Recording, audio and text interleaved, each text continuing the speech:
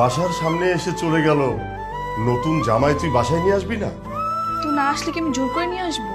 Cynthia, তুই কি শ্বশুর বাড়িতে রাগারাগি করে আসছিস নাকি? না, তোর কথা শুনে ঠিক সেরকমই মনে হচ্ছে। তুমি কি এগুলো বলার জন্য আমাকে দাঁড় করেছো বাবা?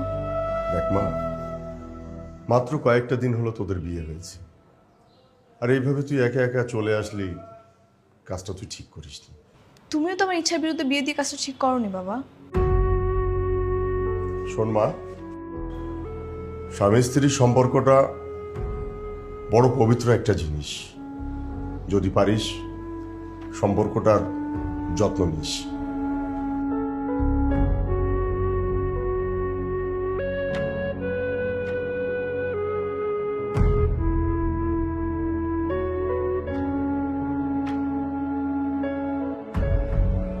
আপনি এখানে কেন আসছেন? আমি কিন্তু এখন যাব না, আমি কয়েকদিন পরে যাব। তোমাকে নিয়ে যাওয়ার জন্য আসিনি, তাহলে আমি এখানে এসেছি তোমাকে সরি বলার জন্য। মানে?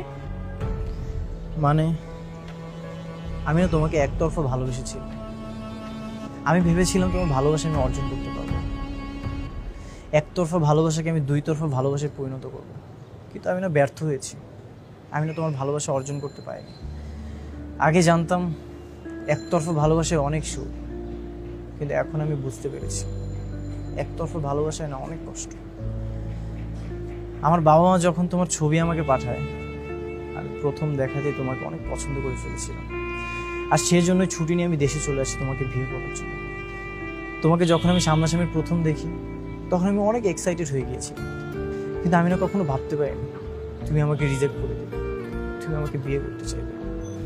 একটা কথা কি জানো সিনথিয়া, ভালোবাসে ভালোবাসে শুধুই তাকে, ভালোবেসে ভালোবাসায় বেঁধেছে রাখে।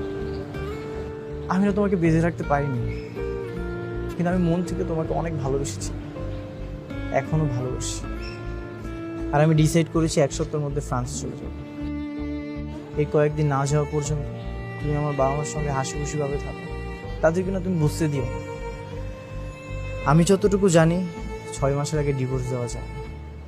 আমি ফ্রান্সে গিয়ে 6 মাস পরে তোমার ডিভোর্স লেটারটা পাঠিয়ে দেবো। তুমি এগুলো নিয়ে কোনো টেনশন করো না।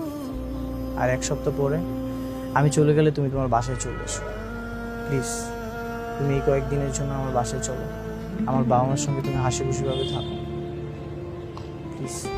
এইসব বলার জন্য কি আপনি আসছেন? ঠিক আছে, আপনার এই ইচ্ছাটা না হয় আমি পূরণ করে দিব। যাক,